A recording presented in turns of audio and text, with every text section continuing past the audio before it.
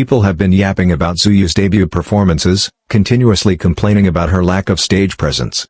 Someone's even talking about how not everyone needs a solo, implying that Tsuyu's Runaway is a useless release that could have never even been considered as impactful as Nayeon and Jihyo's debuts. Now, first of all, we literally never learn. The insisting hate I've been sensing since she debuted is fairly exhausting. But let me give you my 2 cents. Tzuyu is indeed an underdeveloped vocalist.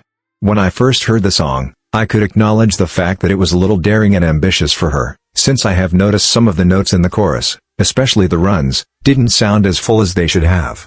We even got the proof that it's a challenging song for her during the KBS Cool FM live performance. With this, I'm not saying that she isn't worthy of the debut, but I do feel like they could have gone for another key or for less vocal ornaments. For example, her cover of Me by Taylor Swift felt way more right than this song. I like Runaway though, I love the concept, the maturity, and I do think Tzuyu did a great job, looked amazing in the MV and was given a greater attention in the creative production that Jihyo was. Therefore, I can't agree with people disliking it. I actually want all Twice members to be a part of solo or unit activities, to explore their abilities more and to learn what they can do far from the other girls.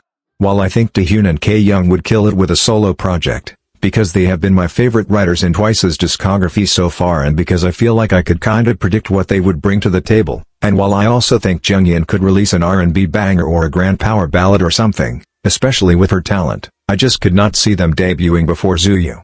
She is the most popular member, while the 3 I just mentioned are technically the least popular ones. With Nayeon and Jihyo having solo careers and Japanese members having their J-pop subunit, Tzuyu was the only plausible member to go solo next.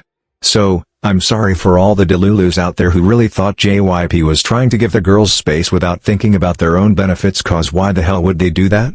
Actually, the Tzuyu debut is probably a proof that maybe we will get more projects from the members. On a creative perspective, Tzuyu, also being the maknae, has the least amount of credits in Twice songs. I don't think there's lack of material to give to other members, they just wanted her to debut. And you have to appreciate that one of her songs is written by her. So it's not a waste at all, and I'm surprised one would even think that.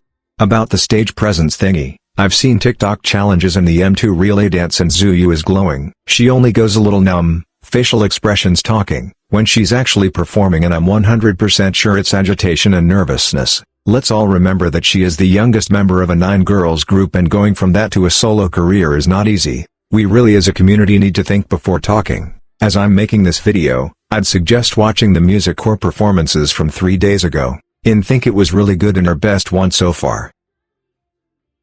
Another debut I need to talk about is Meow by Meow, under the Black label. I've seen people complaining about the fact that 3 of the girls were models before debuting. So apparently, we now can't accept that models become singers. But let's digress. First things first, immediate comparison with Baba Monster was born. Since haters think Baba Monster failed to be the next Blackpink, they're still looking for the right successors. I would dare to say we don't necessarily need a copy of Blackpink. 5th gen is far from being 3rd gen, and I fear we can't recreate what they did. Also, Lisa is releasing music and Jennie and Rosé seem to be preparing some too. Blackpink is still there, we're not looking for a replacement. Let me hop into it and tell you what I think. Baba Monster's problem is the team. Unfortunately, their songs are not high quality and it's pretty frustrating. They sound like Teddy wannabe, but can't quite get there. I'm honestly a stan now, but it's specifically because of the girls' talent, which is unmatched and very entertaining to watch. Visually too, YG desperately tried to recreate 3rd gen Blackpink videos and aesthetic, especially with Batter Up and Sheesh. Forever instead lean towards 4th gen a little more, because I feel like they're starting to get a sense of what's happening around them in the industry. I do not fear for Baba Monster's fame on a long term. They are extremely popular and they would have to flop drastically to be out of people's mouths. And also, they can only get better. But let's go back to Meow. Because, differently from what everyone is seemingly thinking, I instantly fell in love with the debut. Empty, short, not very full of lyrics, but so fun and catchy. I'm gonna give you a strong statement here. They reminded me why Girl Crush was so famous in 3rd gen and why Blackpink were the best at it. Meow is a striking song that focuses on showcasing singing, rapping and especially dancing abilities of these 5 girls. The choreo is the best I've seen for a 5th gen debut so far, being very well thought out and calculated, with an unforgettable dance break. Also, I feel like they proved people wrong, displaying unique tones and vocal versatility. What truly baffled me though is their insane auras, extremely perfect for the girl crush concept. Wanna know why? Cause apart from the main dancer in the center of the group, they're models. Does this remind you of something? Maybe the way YG pushed Blackpink as models and ambassadors more than as singers? Yes, this could be what meow ends up being promoted as. But you can't deny that their magnetism is a straight consequence of their modeling career. Am I saying that girl crush can only be made by potential models? No, but I do feel like it's easier for them to be memorable while doing it. There's many cons though. The black label is trying to make Blackpink 2.02, exactly like YG was, and it's a little ridiculous at this point. When I saw the go-on shot with the Chanel bow in her hair I thought we were reaching. This felt targeted, in the same way of No Hee Young saying that Baba Monster was gonna be 7 Jennies instead of 1. It's uncomfortable, cause we all remember when Blackpink was being targeted as the prettier version of 21. We already have the entire community choosing and picking and comparing. It's sickening when it's CEOs and companies doing it. Differently from Beeman, though, I want to express my fear for Meow's long-term fame. While Baba Monster has been promoted as a group made of performers, Meow's introduction trailers were almost entirely visual-based. While YG is doing a weaker job in music, I'm sensing they had a better introduction for the group. Meow is full of talent, but it could be sacrificed in favor of Pretty Faces Showcase. Also, with this strong of a debut, they can't necessarily only go up. They could also go down. The one-hit wonder allegations are always around the corner in this cruel industry.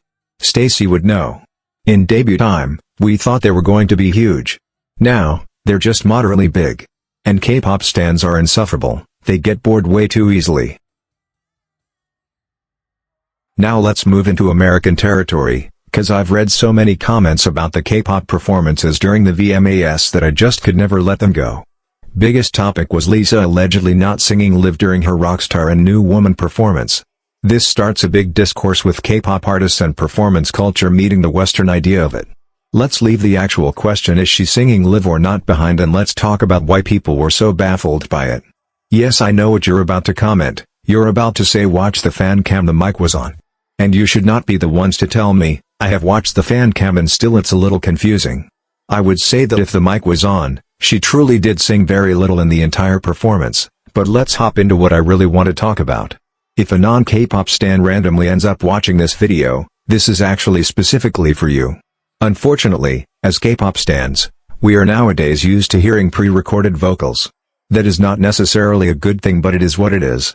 On the other hand, Western pop fans are far from used to it, so much that when they realized Taylor Swift had to backtrack during her 3.5 hours show everyone was ridiculously shocked. But hey, I'd suggest you to go up the stage and do that every freaking night for nearly 4 hours. Let's see what your body thinks about that.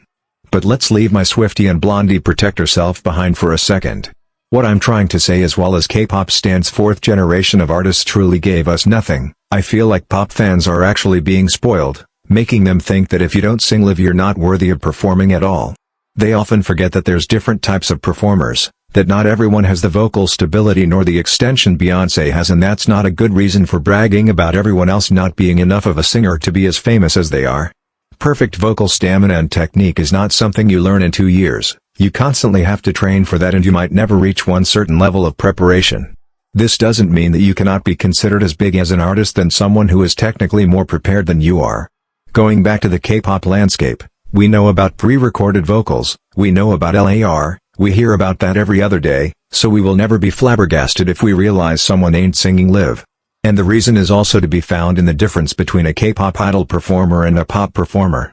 Clearly, Western artists are generally more developed vocally, there's one of them on stage and you will probably not see them constantly dancing and everything. They might have choreo, but there will always be more moments of just standing or walking.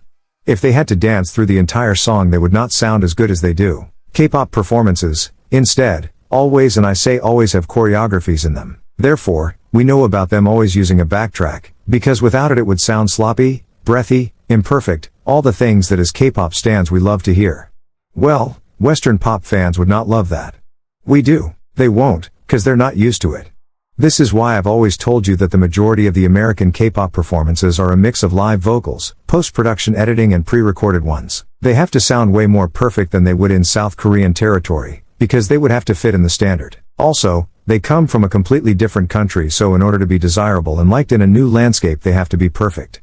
Obviously, I'm generalizing. There are K-pop groups who don't have to worry about it and didn't. I want to say BTS and Stray Kids have always been great in American territory without having to refine the sound of their performances. I also would like to think about the Twice Billboard performance. That really wasn't bad at all. But this is not something that would apply for everyone. In general, K-pop idols are trained to look good, to dance well, and only some of them are trained to either rap or sing well. In a group, there will always be someone that's not a good vocalist. That's just what it is. Lisa is alone on stage. And Lisa is not a vocalist. Lisa is a rapper. So, when Blackpink performed as a four-girls group, she was able to make her parts sound great. With a solo song though, and with vocal parts in it, falsetto included and all, she would probably not sound as stable, and the haters would have been even busier that night. And I'm taking Lisa as the example here because she wasn't constantly dancing. She was giving Western pop performance with standing and walking moments. But she had some intense movements, and I've shown you many times what dancing does to your voice while you're performing. I won't even talk about Le Sserafim, cause this year they have had enough, and they weren't necessarily the discourse around vmas since they performed in the pre-show. But let me say their performance was not Western-like. They didn't catch a break. The choreography was performed entirely, and everything I just said is applicable to it. Plus I do think, exactly like the Lisa show, that the crazy performance had some liveness to it. The 1-800-1 was completely lip-synced, and it wasn't that intense dancing-wise, but they were presenting a B-side, a new song not even all K-pop stans knew about. Don't pretend like anyone in the Western market hasn't ever done that before.